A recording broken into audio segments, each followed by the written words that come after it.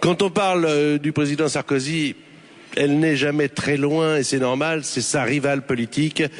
Mesdames et messieurs... Parce que Bayrou, c'est plus le rival. Hein. Non.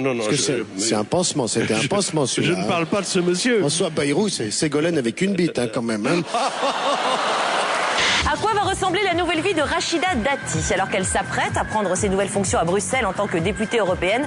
Celle qui était devenue la star du gouvernement va changer de quotidien, loin des médias et de Paris. Comment Rachida Dati va-t-elle continuer à exister?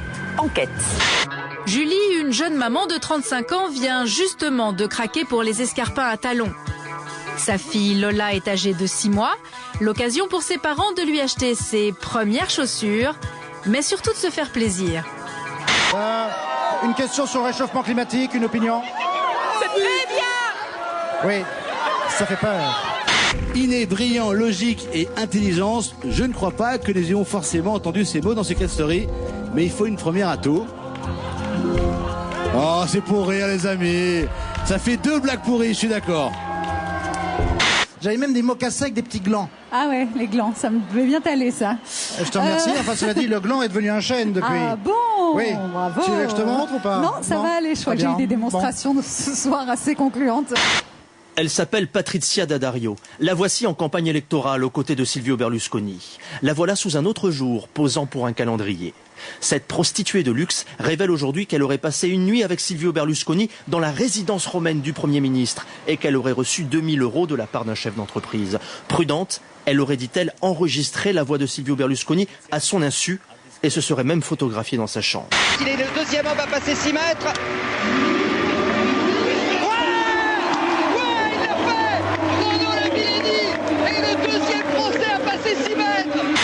La Russie, une troisième chance pour Karpina.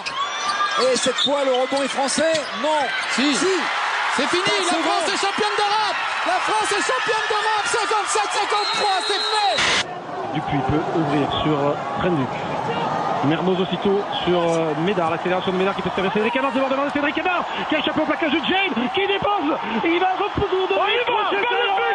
Cédric Amar. Un premier cas de grippe A dans une école parisienne. La fillette âgée de 10 ans, de retour de Londres, a été hospitalisée. Ses camarades de classe sont confinés chez eux. Avec la réforme du juge d'instruction, les victimes craignent que les responsables ne soient jamais jugés. Ces gens qui ont du sang sur les mains, imaginez 10 morts chaque jour de l'amiante, des milliers de morts. Et personne n'a eu de compte à rendre à la justice aujourd'hui. Mais c'est impensable. Mais ça veut dire quoi? Ça veut dire qu'on a le droit d'empoisonner les ouvriers, on a le droit d'empoisonner les salariés en toute impunité?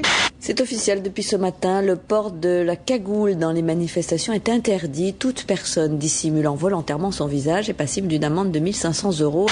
Téhéran était calme aujourd'hui. Pour la première fois depuis l'élection présidentielle, il n'y a pas eu de manifestation d'envergure de l'opposition. Cet après-midi encore, les Iraniens sont descendus dans la rue, spontanément et par milliers. Ces images sont tournées avec des téléphones portables, le seul moyen que les Iraniens ont pour contourner la censure. Voici les dernières images filmées par l'agence de presse Reuters. Impossible d'en identifier la date précise. La plupart des journalistes ont été expulsés et certains arrêtés. Ce que ne montre pas la télévision, ce sont ces morts filmés par les manifestants. Cette femme à terre, écroulée dans un bain de sang. Ou bien encore cet homme gisant sur un mur, au milieu de la foule. Signe de la tension extrême qui règne à Téhéran, un kamikaze a fait sauter une bombe au mausolée de l'imam Khomeini, l'un des lieux les plus sacrés du pays. On compte au moins 2 morts et 8 blessés. D'abord des insultes, puis des coups et enfin des tirs d'armes à feu. C'est une bagarre entre des jeunes de 2 quartiers voisins qui a dégénéré hier vers minuit. L'un d'eux, âgé de 19 ans, reçoit une balle dans la tête. Il s'effondre sur le trottoir. Il faut qu'elle gagne pour ses enfants, pour nourrir les enfants. Pour les enfants, 50 000 € pour vous aussi. En 2009, 1,20 milliard de personnes seraient victimes de la faim. C'est la première fois dans l'histoire de l'humanité que nous avons tant de personnes affamées dans le monde. Et c'est une contradiction parce qu'une grande partie du monde est très riche, malgré la crise économique. C'est une contradiction historique. 50 000 !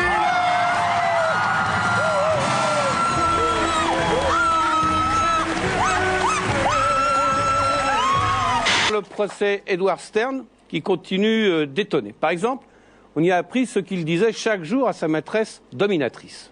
Frappe-moi, frappe-moi, je ne suis qu'une merde. Eh oui, pour une fois qu'il y avait un banquier honnête.